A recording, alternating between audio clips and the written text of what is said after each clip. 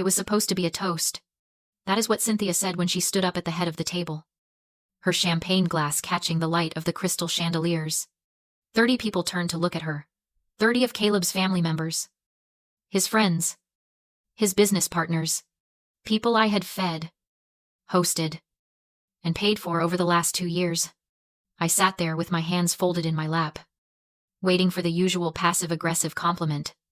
Maybe she would thank me for paying for the rehearsal dinner, while reminding everyone that my job kept me away from home too much. Maybe she would praise my ambition while making it sound like a disease. But Cynthia didn't do passive-aggressive tonight. She went straight for the jugular. She smiled that tight, beauty queen smile and said, to Amber, "We are so grateful that after the wedding, she will be stepping down from her stressful career to finally support Caleb's dream full-time. A wife's true place is behind her husband, pushing him toward greatness." The room went silent. My heart hammered against my ribs. A frantic, bird-like rhythm. I looked at Caleb. I expected him to laugh. I expected him to say, "Mom, you're crazy. Amber is a marketing director. She loves her job." Instead, he just sipped his wine. He didn't look at me. He looked at his mother with a soft, obedient adoration that made my stomach turn. "Excuse me," I said, my voice cutting through the silence. "I am not quitting my job. Cynthia, I am the one paying the mortgage." The gasp around the table was audible. I had broken the cardinal rule of the Mercer family. I had mentioned money. I had mentioned reality. Caleb slammed his glass down. Wine sloshed onto the white tablecloth. He stood up, his face flushed, his eyes bulging. He pointed a finger directly in my face. "Don't be selfish, Amber," he shouted. "You think just because you pay the bills you own me, if you can't respect my mother. Get out of my sight." The command hung in the air like smoke. Get out. He was evicting me from my own engagement dinner. He was choosing his mother's delusion over my dignity. I stood up. I didn't cry. I didn't argue. I looked him dead in the eye and said one word. "Done." Then I turned around and walked out of the restaurant. I didn't look back. Before I tell you what happened when Caleb came home to an empty penthouse that night, drop a comment and let me know where you're watching from. I want to see how far this story travels. To understand why I walked out, you have to understand the math. I am a marketing director. My brain works in conversion rates, ROI, and net loss. And as I sat there, 30 minutes before the explosion, swirling my Pinot Noir, I was running the numbers on my relationship. We were at Le Jardin, the kind of French restaurant where the menus don't have prices for the guests, only for the host. And make no mistake, I was the host. Not officially, of course. Officially, this was the Mercer family rehearsal dinner. Officially, Caleb was the successful entrepreneur treating his family. But my black Amex was already on file at the front desk because Caleb's card would have been declined for a cup of coffee, let alone a $5,000 dinner. I looked across the table at him. He was laughing at something his mother said, looking handsome in the suit I bought him. Caleb was 34 years old. On paper, he was the CEO of a tech startup. In reality, he was unemployed with a failing app and a mountain of bad decisions. 6 months ago, I had wired $65,000 to a creditor to pay off a business loan he had secretly taken out. I did it to save his credit score. I did it because I believed in us. I did it because Cynthia told me that a good woman stands by her man during the hard times. I made $185,000 a year. I worked 60-hour weeks. I managed million-dollar campaigns. And yet, sitting at this table, I was being treated like the help. Cynthia snapped her fingers at a waiter. "More bread," she commanded, not even looking at him. Then she turned her gaze to me. "Amber, I hope you're not planning to check your work email tonight. It's so rude when people prioritize money over family." "I'm not checking email, Cynthia," I said, forcing a smile. "I'm just checking the time." "Always in a rush," she sighed, performing a dramatic eye roll for her sisters. "That's the problem with your generation. You're so obsessed with the grind. You forget how to live." Caleb understands living. He has an artist's soul. Caleb nodded, soaking up the praise. Thanks. Mom, you get it. I looked at him. Really looked at him. And for the first time, I didn't see my fiancé. I saw a symptom. This is the trap of normalized cruelty. It wasn't just that Caleb was weak. It was that he had been raised in an ecosystem where humiliation was the currency of love. Cynthia had trained him since birth to believe that true loyalty meant allowing her to abuse the people he cared about. If he stood up to her, he was disrespectful. If he joined her in mocking me, he was a good son. He wasn't just a mama's boy. He was a psychological hostage who had learned that the only way to survive was to help the captor torture the new prisoner. He didn't love me. He loved the buffer I provided. He loved that as long as Cynthia was attacking me. She wasn't attacking him. We were just talking about the honeymoon, Cynthia announced, pulling me out of my analysis. I think Bora Bora is the only option. Caleb needs the relaxation. His startup stress is just immense.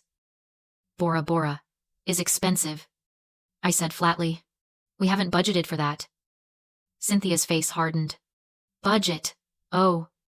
Amber, don't be so gauche. You can afford it. Unless you're saying my son isn't worth it. Caleb chimed in, his voice taking on that whining edge I used to mistake for vulnerability. Babe, come on. It's once in a lifetime. Mom is just saying we deserve the best. I looked at the $65,000 hole in my savings account. I looked at the $5,000 dinner bill accruing in real time. I looked at the man who was wearing a watch I paid for, eating steak I paid for, sitting next to a mother who despised me. And that was when the clarity hit. It wasn't a gradual realization. It was a snap. I wasn't building a future. I was financing a delusion. Cynthia tapped her spoon against her glass. The sharp ding ding ding cut through the chatter. She stood up, smoothing her silk dress. Attention, everyone. She beamed. I have an announcement. She looked at me with a smile that didn't reach her eyes. It was a predator's smile. And then she delivered the toast that would end my engagement. I did not stop walking until I was in my car. The valet looked startled when I snatched the keys from his hand, my dress rustling aggressively in the cool night air. I didn't wait for him to open the door. I threw myself into the driver's seat, slammed the door shut, and locked it. For 10 seconds, I just breathed. In, out, in, out. I was waiting for the tears. I was waiting for the crushing weight of heartbreak to collapse my lungs. But it didn't come. Instead, I felt a strange, cold vibration in my chest. It was adrenaline. It was focus. My phone buzzed on the passenger seat. Caleb, where are you going? You're being ridiculous. Come back and pay the bill. I laughed.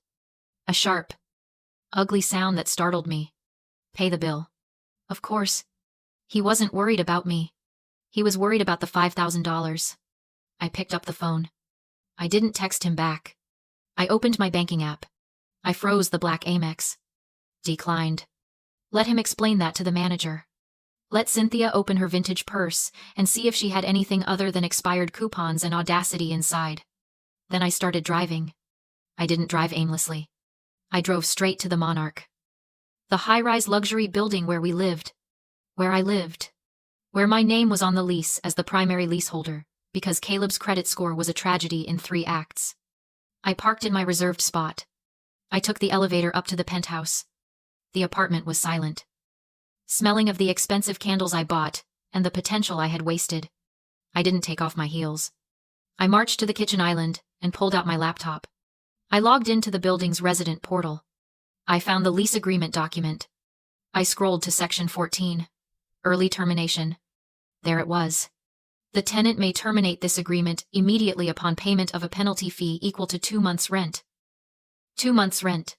$9,600. It was an obscene amount of money. It was a down payment on a car. It was a dream vacation. But as I looked around the living room at Caleb's gaming setup, his sneaker collection displayed on shelves I paid for, his mess on the coffee table, I realized it was a bargain. I clicked the payment button. I entered the amount. I hit submit. Processing. Payment successful. Lease termination. Notice sent. It was 9:45 at night. I picked up my phone again. I searched for emergency movers 24/7. I found a company with 5 stars and a premium surcharge for overnight service. I dialed. "This is Mike." A sleepy voice answered. "Hi, Mike," I said. My voice steady as a surgeon's. "I need a crew at the Monarch in 1 hour. I need you to pack a 2-bedroom apartment. But here's the catch. You are only packing the things that belong to me. I will point. You will pack. If I don't point at it, it stays. Lady, it's Saturday night. That's gonna cost you triple. I'll pay quadruple if you bring extra boxes," I said. "And Mike, bring trash bags. Heavy-duty ones." "For what? For the rest?" I hung up. I stood in the center of the living room. I didn't feel like a victim anymore. I felt like a CEO executing a hostile takeover of my own life. I walked to the closet and pulled out my suitcases. I wasn't just leaving. I was erasing myself. My phone buzzed again. "Cynthia this time. You have embarrassed this family for the last time. Caleb is devastated. We expect a formal apology and the check for the dinner by morning." I took a screenshot. Evidence. Then I walked to the smart home panel on the wall. I opened the settings for the electronic front door lock. User Caleb.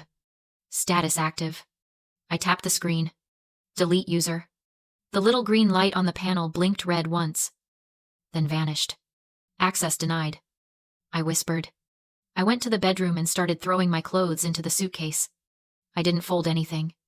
I didn't care about wrinkles. I only cared about speed. I had to be gone before the hangover wore off and they realized their ATM had just walked out the door. I wasn't there when he came home. But I know the timeline because the smart home app sends notifications to my phone. 11:14 in the morning. Access attempted at front door. Code invalid. 11:15 in the morning. Access attempted at front door. Code invalid. 11:16 in the morning. Doorbell ring. I was sitting in a new, unlisted rental unit 20 minutes away, sipping black coffee and watching the logs roll in like ticker tape. I could picture it perfectly.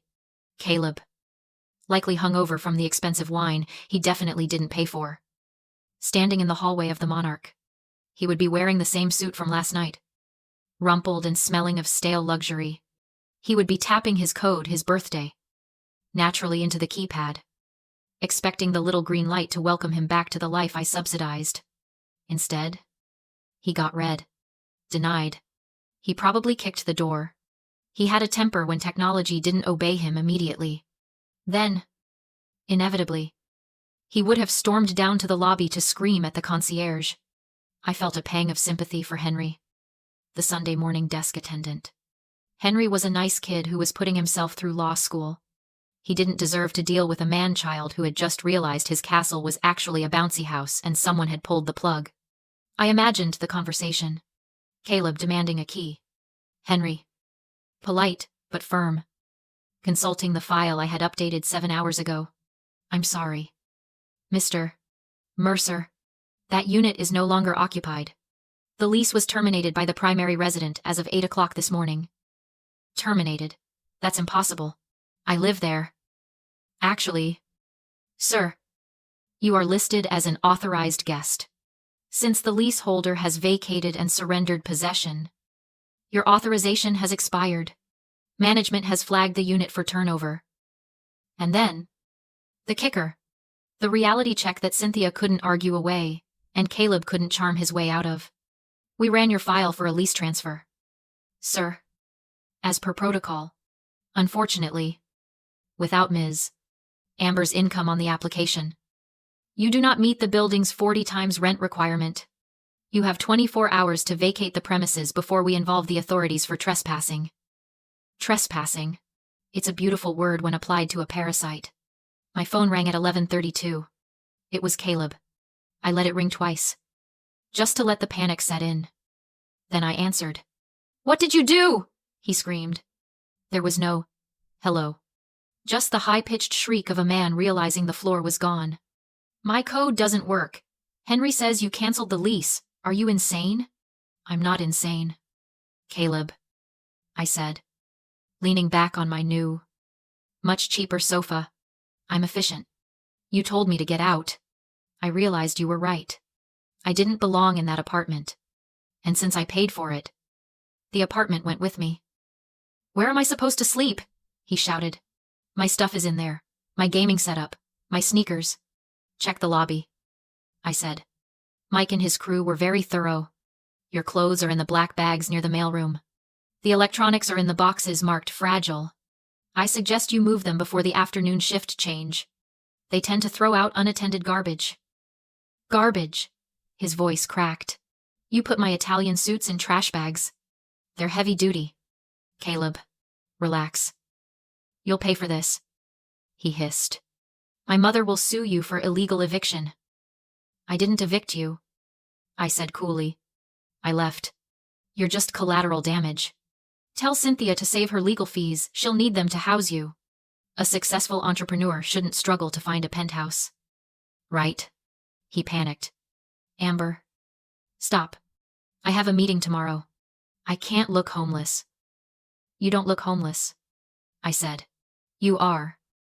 I hung up, blocked his number, and revoked his building access.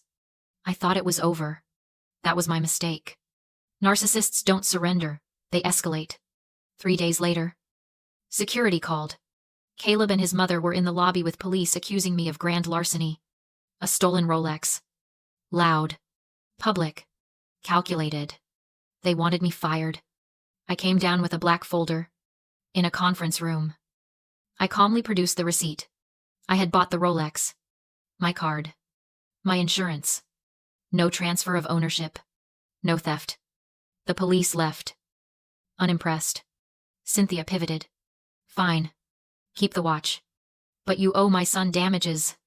You ruined him. Let's talk about that, I said, opening the folder again. The $65. 000. I wired 6 months ago to save him from bankruptcy. Caleb smirked. It was a gift. You're right, I said. So I forgave the debt.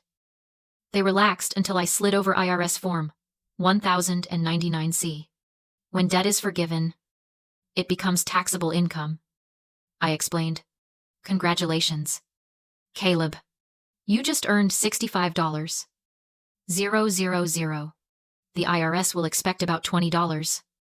000 of it. He froze. It's already filed, I said, standing. Good luck with the audit. I walked out with my job intact, my property intact, and my dignity intact. By evening, my solo apartment application was approved. No cosigner. Excellent credit. Total cost of the breakup about $77. 000. Not a loss, a sunk cost. The price of exiting a failing project before it destroyed my future. Freedom was worth every cent.